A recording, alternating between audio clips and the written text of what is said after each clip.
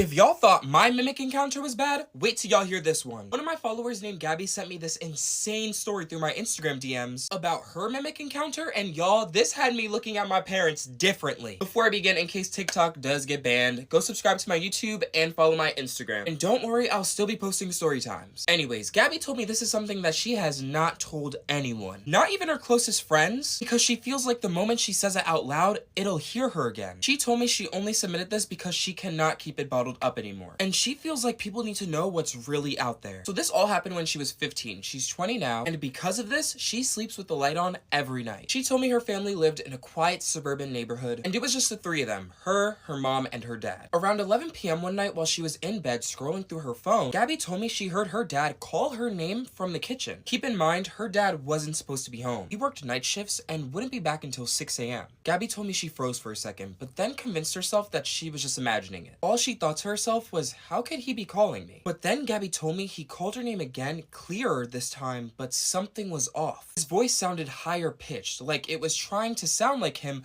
but it wasn't quite getting it right. She told me she called out, "Dad?" but there was no answer. So Gabby got out of her bed and peeked out of her room. Her house had a long hallway that led to the kitchen, and at the end of it, she could see the faint outline of someone standing there in the dark. She told me she called out "Dad" again, and in the same high-pitched voice, it said, "Come here." Gabby told me she should have run. She should have locked herself in her room and called her mom, but something about the voice was so wrong that she couldn't even move. Staring down this hallway at the figure, that's when it stepped forward. She told me it looked like her dad, but its face was wrong. It was almost like someone took a picture of him but stretched it out. His smile was too wide, his eyes didn't blink, and the way it walked, it was jerky, like it didn't know how to use its legs properly. And then it said, "Come here," but this time its mouth did not move. Gabby told me she backed into her room, slammed her door, and locked it. Her hands were shaking so badly, she ended up calling her mom and told her everything that happened, but her mom did not believe her. Gabby told me after her short phone call, that's when it knocked on the door. "Let me in, Gabby," it said, but this time it sounded exactly like her dad. She told me she can't explain the terror she felt, hearing it mimic him so perfectly. She kept her door locked and stayed in her room for the rest of the night, and after a while, it seemed to have disappeared. Now fast forward, a week had passed, and Gabby thought that all of this was over. But she told me she was wrong. So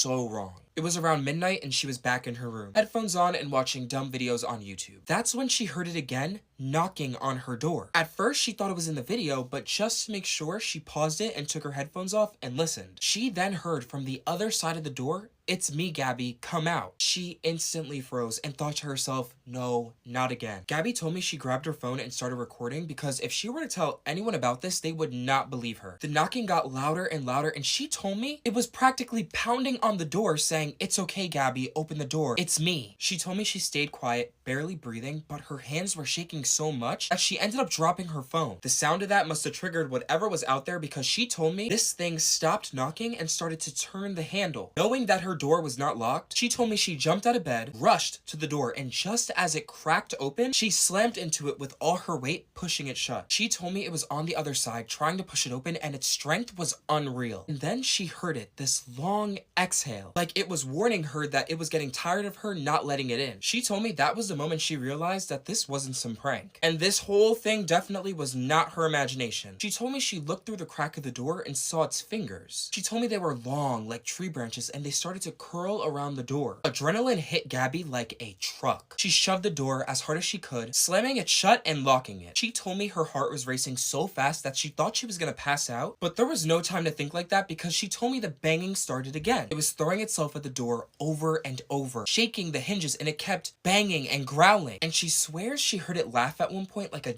deep, sinister laugh that made her chest so tight. She told me in this moment her mind was all over the place. She thought of jumping out the window, but she was on the second floor, so that could not work out. And she even tried to call her mom again, but she did not pick up. Suddenly, the banging stopped. Gabby told me she thought it was all over until she heard it dragging its nails down the door. At this point, she didn't even know what to do. She was scared out of her mind and even told herself, "Oh my god, just kill me already." She sat at her door, clutching a random sock for comfort, until she heard footsteps in the hallway. They were heavy, uneven, like it was limping, and that's when it was gone. Gabby told me after a few hours of hearing nothing and sitting still in her room, her mom ended up coming back with her dad, and at first she thought it was the mimic coming back with his wife or something, but everything was fine. Gabby told me although things have gone back to normal, she wants everyone to know that if you've experienced something similar, just know you're not alone. This story was submitted by a person who had an encounter with a mimic, and their experience was so traumatic that even after all these years, they have absolutely no way of explaining it. In 1999, Lucy was living with her husband John in Houston, Texas. It was her first year of marriage and she was about 8 months pregnant. Being that it was their first year of marriage, their marriage was extremely challenging. They both had to work on New Year's Eve, but were both getting out early. Once they got out, they were arguing as to where they were going to spend New Year's Eve at. Lucy wanted to spend it at her aunt's house and John wanted to spend it at his family's house. Their argument turned into a screaming match and John ended up storming out of the house and Lucy threw herself in bed and cried herself to sleep. When she woke up, she was surprised to see that it was past 10 o'clock and John still wasn't home. She decided that she wasn't going to ruin the rest of the night, got up, put on the best clothes that she had and went over to her aunt's house to ring in the new year. Once she got to her aunt's house, even though she was surrounded by family, Lucy couldn't help to feel alone, almost like she had been abandoned. Once New Year's came through, she said goodbye to everybody and ended up going back home expecting to run into John. But when she got there, it was evident that the house was completely alone and he had not been there. Feeling completely depressed, Lucy ended up going to bed and woke up at around 2 a.m. When she woke up at 2 a.m., she realized that her husband John still wasn't home. This is when she became worried and decided to page him. Now, mind you, this was 1999 before cell phones were really popular. She then became overcome with sadness and despair. How could this be her life? She's a newlywed, married, pregnant with a husband who is nowhere to be found. With tears in her eyes, Lucy ended up crying herself back to sleep. Moments later, she was woken up by what sounded like a car door being slammed, followed by laughter and voices coming from the driveway. As upset as she was happy that he was home and that he was okay. She could hear him and his brother talking and making jokes and laughing as they're walking up the driveway. She clearly heard when John opened up the door, the noise of the key makes, when he shut the front door, when he walked down the hallway to their bedroom. Lucy decided that she wasn't going to start an argument with him at that time, that she was just pretty much going to pretend that she was sleeping, so she turned her back towards the door. Then she felt when John sat down on the corner of the bed and said her name. When Lucy didn't respond, she also heard when he kind of sighed. She then felt when John reached over and started to rub her leg, trying to get her attention, but Lucy decided that she wasn't going to interact and she was mainly just waiting for an apology that never came. He stood up, so Lucy figured that he was probably just finishing getting changed. At this point, she decided that she was going to turn around and interact with him, but when she did so, she was shocked. Her room was completely empty and it was completely silent. She quickly sat up and called out his name, but he didn't respond. This wave of cold panic literally filled her body and she got up and ran over to the kitchen and there was absolutely no sign of him ever being there. Just when she's about to dial 911, almost like deja vu, she hears the same noise that she had heard previously. Once John walked through the door, the grin that he had completely disappeared when he saw Lucy standing there completely pale. He automatically asked her what was wrong and Lucy explained the whole thing and he told her that she must have dreamt the whole thing. This is getting a little long, guys, so I'm going to do a part 2. It will be up right after this one, I promise.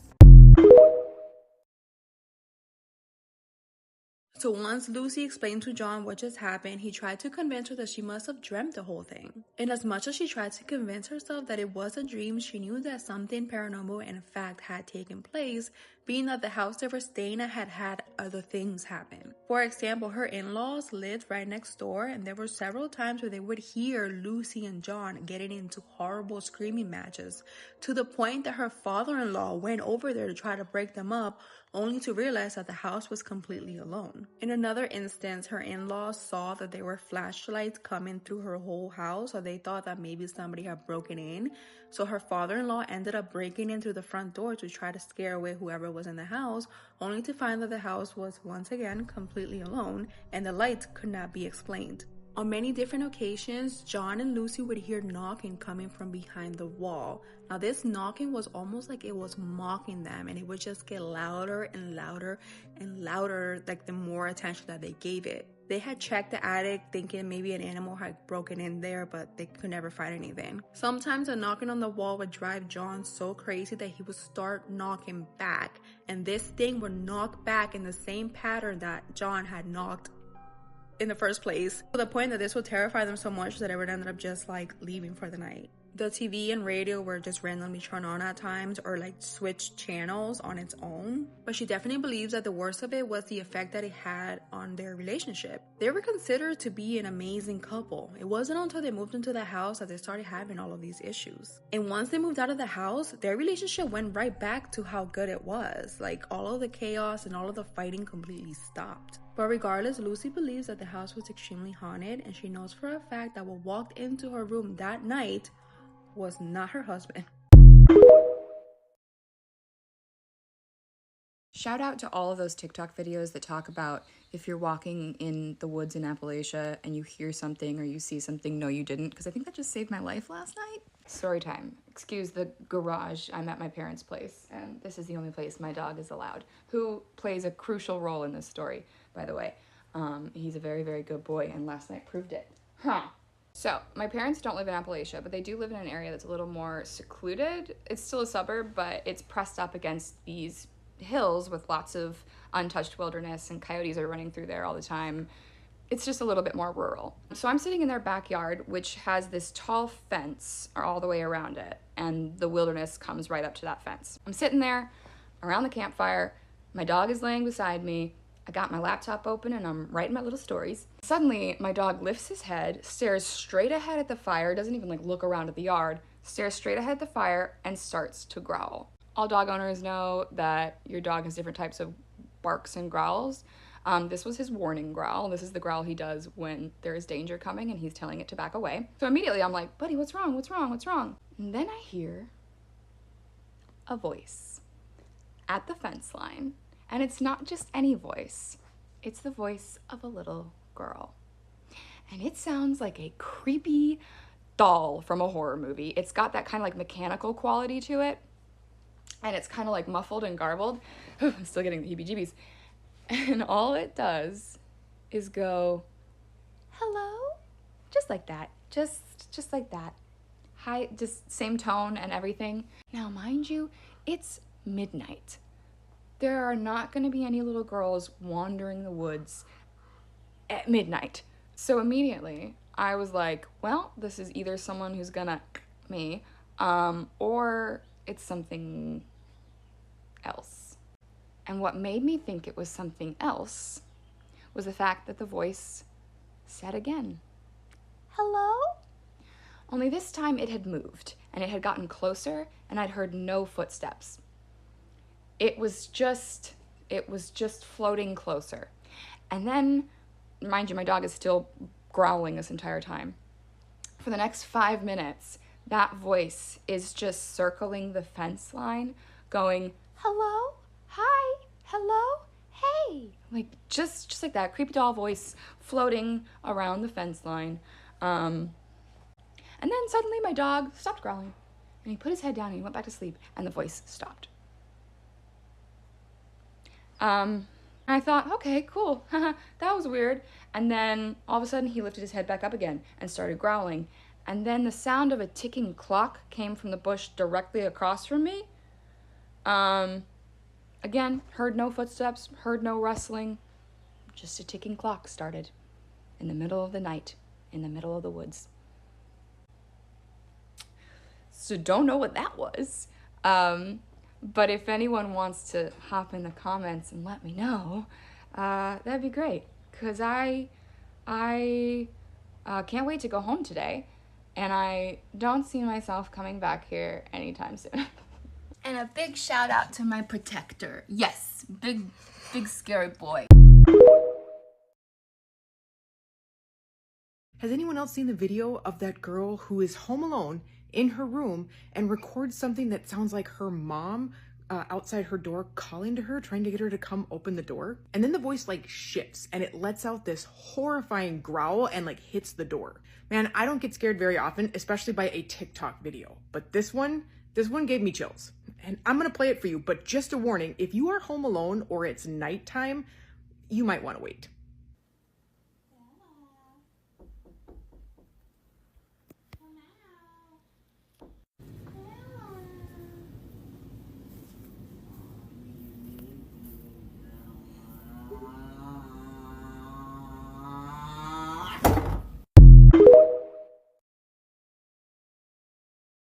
I caught a mimic on camera pretending to be my child. And I know that sounds so crazy, but I'm about to play this video for you so that you can watch it yourself. And I consider myself pretty spiritually awake.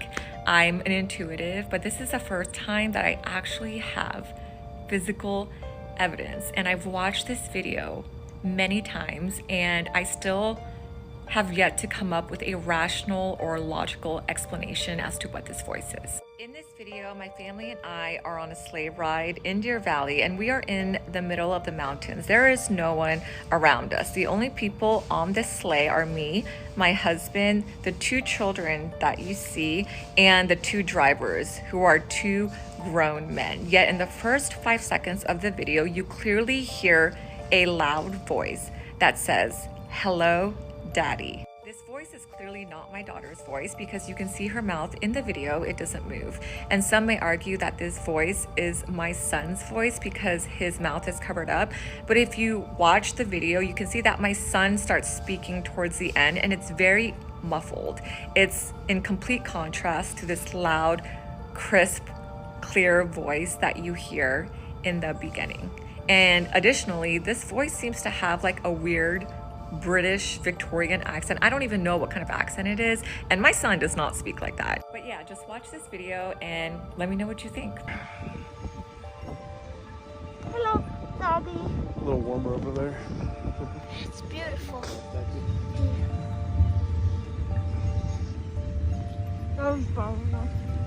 It's getting exercise.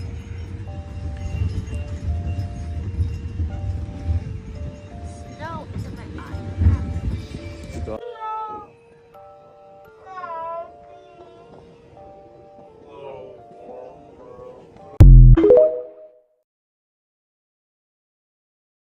So I had a mimic encounter this morning, which is the reason why I'm telling the story outside and not in there. So this morning at about 4 a.m., my husband was getting ready to leave for work. Typically, right before he leaves, he'll go into the bedroom, he'll give me a hug, he'll give me a kiss, and that's my way of knowing that he's leaving. I heard when he disarmed the alarm, when he got in his car, he has a really loud truck. I heard when he turned it on, and I heard when he drove off.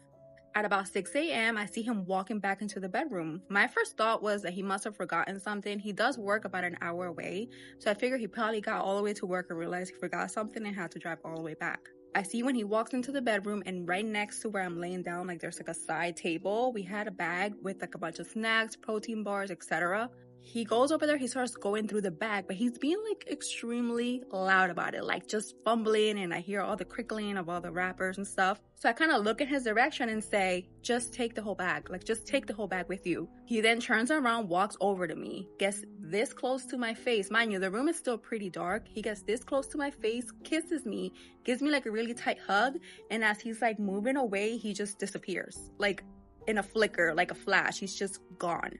I'm there kind of looking around like, what just happened? Like he was literally just here. And I look down and I see the bag of snacks that were on the table are now on my lap. So I didn't dream it. I didn't imagine it. Like something literally moved that object from that table to me, came to me, and then disappeared. Needless to say, I will be cleansing the house. And I did go back to sleep after that because I don't let things like that really like bother me. I did pray and pretty much let it know that it wasn't welcome there. But this thing was 100% a mimic. Okay, first of all, why didn't anyone tell me that if you have yeah?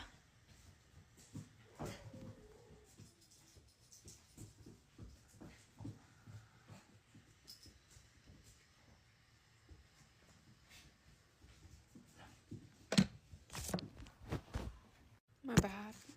So I forgot. I didn't think about it. I'm home alone, and I thought someone called me, and I'm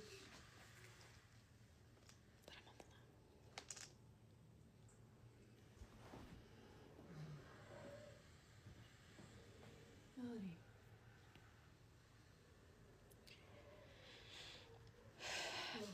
Maybe it was my cat, and she sounds like a human sometimes.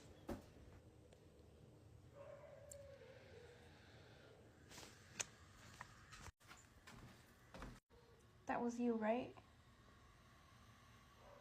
Right?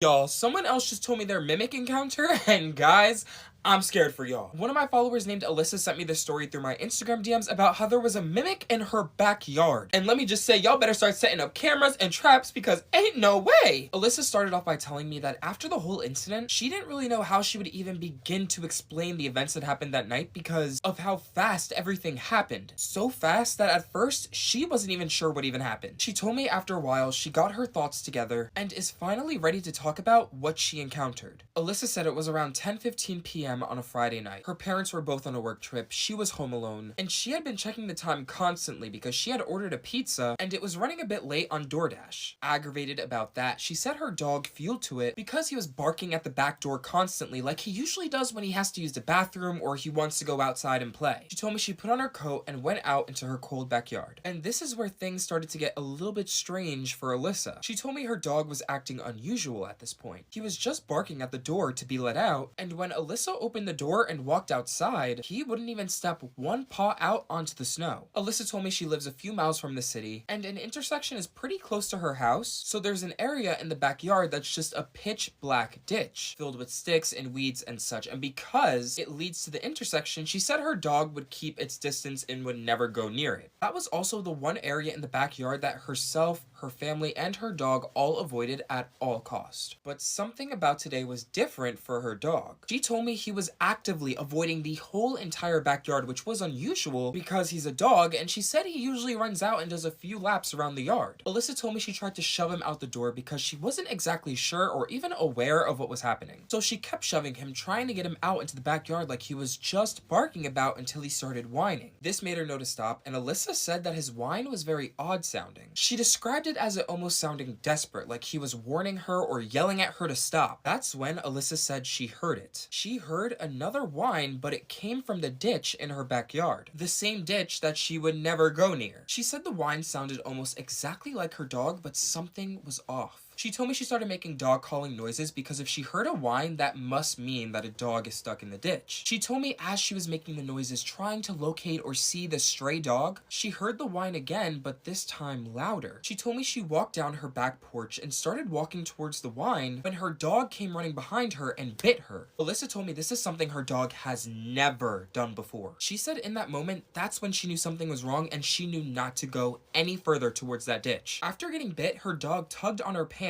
and ran back to the back door, indicating that she follows him. Alyssa did just that, but as she turned around to start walking back, Alyssa said she heard the whine again, but this time it was strange. She said it was like hypnotic. It wanted her to turn back around and walk towards that ditch. Alyssa told me it was like an urge she had to fight, but ultimately did not fall for it because she said with each whine, it sounded like a human was trying to mimic the sound of a dog whining. In that moment, she ran back to her back door on the porch and stood there waiting.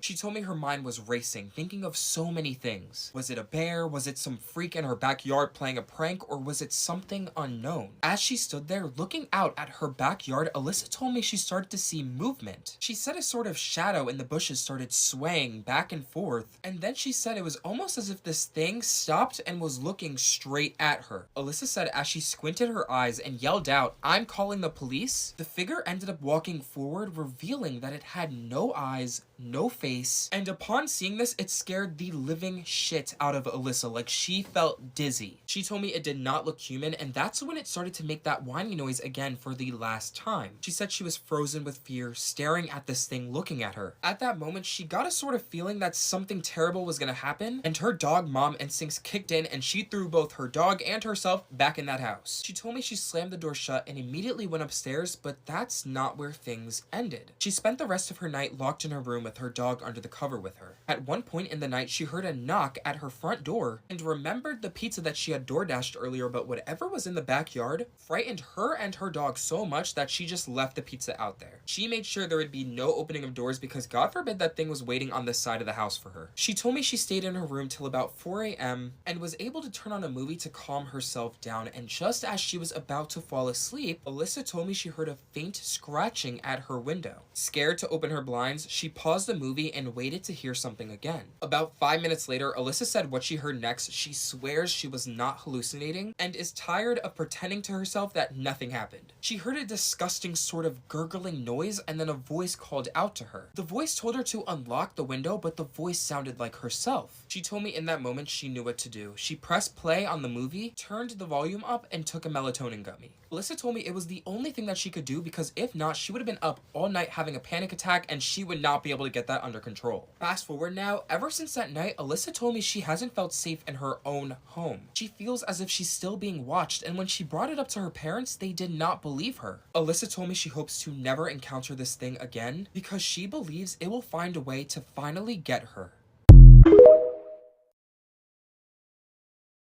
So my trauma must have blocked this out, but I had an encounter with the Mimic and I'm just now remembering this. So this happened back in my old house, and if you remember from my older story time videos, that house was haunted. I vividly remember this happening back in 6th grade, like a few days before my band concert, because my clarinet plays a big part in this story. And y'all, I went to school the next day like nothing ever happened. So picture this, it's winter, it's cold, I'm already aggravated because not only did I chip my last clarinet reed earlier that day, but now I have to walk home in this horrible weather. And y'all, I despise the cold. Having to walk home every day as the wind is piercing your skin, oh, I hate winter. Anyways, here I am, little 6th grade me, holding my clarinet case and entering the street of my neighborhood, shivering my life away. So keep in mind, I'm home alone at this point. My older brother had practice at his high school. My little brother was at daycare, my dad was at work, and my mom was at the store running errands and also getting my clarinet reeds. So I remember opening the door of my house, and you know when you can feel like an energy shift? Well, I felt something like that. Like the air, the energy, it was just very heavy. But honestly, I wasn't really minding that because my mind was focusing on warming up. So I immediately run to my room, close my door, and I get comfortable. I remember grabbing my laptop and turning on my game, even though in my household we are not allowed to play video games on a weekday, but because no one was home, like, it really didn't matter. Anyways, fast forward, I'm chilling on my bunk bed, and all of a sudden, I hear something drop from outside of my room. So I immediately think that it's my older brother coming back home from practice, and I continue doing what I was doing. About 3 seconds later of not acknowledging this noise, I hear something else drop, and I decided to yell, "What are you doing?" Because keep in mind, if my older brother was in there dropping or breaking stuff, I'm not about to get the blame for it. Now, tell me why I hear a woman's voice go, "Making food." So I remember in that moment, I kind of froze for a bit, and you know when your heart starts beating uncontrollably and it feels like it's literally like popping out of your chest? That's what it felt like. So I'm sitting on my bed and I'm wondering to myself, why am I feeling this way? Because it was obviously a woman speaking, which means that it was my mom. Why is my body acting like I'm in danger? So I remember getting up, climbing down from the top of my bunk bed and walking to my door. Now keep in mind, this whole entire time, I did not open my door. So the door's closed and I remember yelling, "What are you cooking?" So my mom could hear because I was curious, and plus my mom, she never usually cooks this early in the afternoon unless she's cooking like a big meal. So I wanted to know what she was cooking. So I remember the voice, or my mom, didn't say anything for like a while, and then all of a sudden blurts out, "I'm cooking spaghetti." Cooking spaghetti at like 4 p.m. in the afternoon? That doesn't seem right. So at this point, I was kind of weirded out because, like I said, my mom doesn't usually cook this early, and the tone of her voice was very weird. Like, the voice of my mom was like freaky. It was very monotoned. I don't know. It was just like, it wasn't like, it didn't sound real. So I remember saying one last thing, and this is where things got insane. So I ended up yelling, "I don't smell anything." And tell me why literally 3 seconds later, the voice I once heard from afar is now right at my door. So I remember it laughed and it said, "Open your door and you'll be able to smell it." Y'all, I have never locked my bedroom door so fast. So after I locked it, I remember hearing breathing, like heavy breathing, and this alarmed me because, like, what are you doing? My mom never acts like this. So y'all, I remember I walked over to my window, opened the blinds, and looked to my right, only to see that my mom's car was not parked in the driveway. So at this point, I'm looking at the empty driveway and I'm frozen because who's in the house right now? Like, I literally remember locking my door, and there's absolutely no way that it could have been my brother, because let's just say he was trying to play a prank and speak in a woman's voice to act like my mom.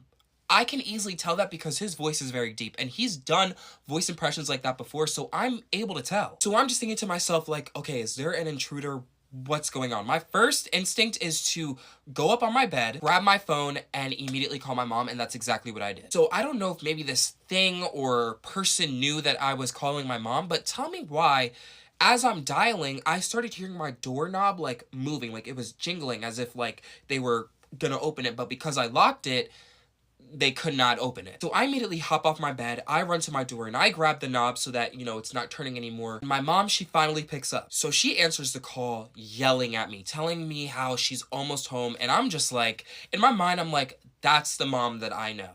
Not this, like, weird, calm, monotoned voice that I'm hearing. So I confirm out loud that she's on her way, so I go, "So you're on your way home?"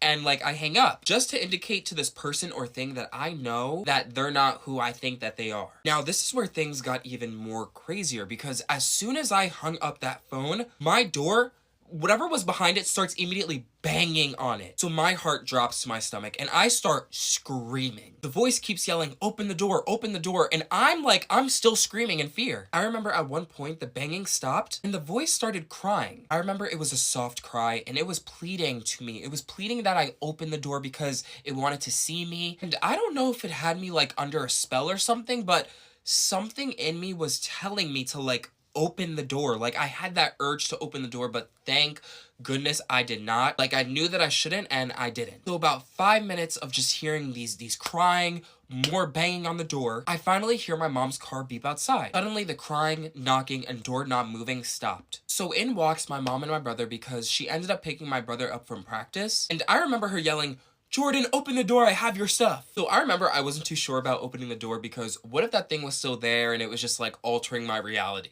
Anyways, my mom did end up grabbing her keys. She opened my door and she instantly started yelling at me. She was like, "I don't know why you have the doors closed. You know not to have your door closed, this, that, yada, yada, yada." At this point, I was relieved, like getting yelled at by my mom. I was like, at least you're actually the real person.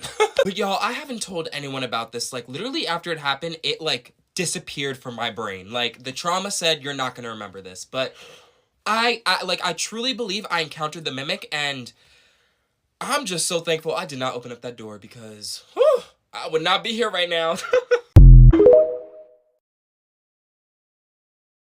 Spooky story time. A follower that wants to remain anonymous sent me this story and we're gonna call it Hide and Seek. For the sake of the story, we're gonna call her Mia. Mia says that this happened about 10 years ago and it was her and her cousins. They decided to play hide and seek one night and Mia was the seeker. Mia says that she starts counting and all of her cousins start to hide. When she's done counting, she kind of looks up, she looks around, and at the top of the landing is her cousin and she's gonna call her France. Mia tells France and she's like, "Hey, I saw you," and France is standing there giggling and she just runs off.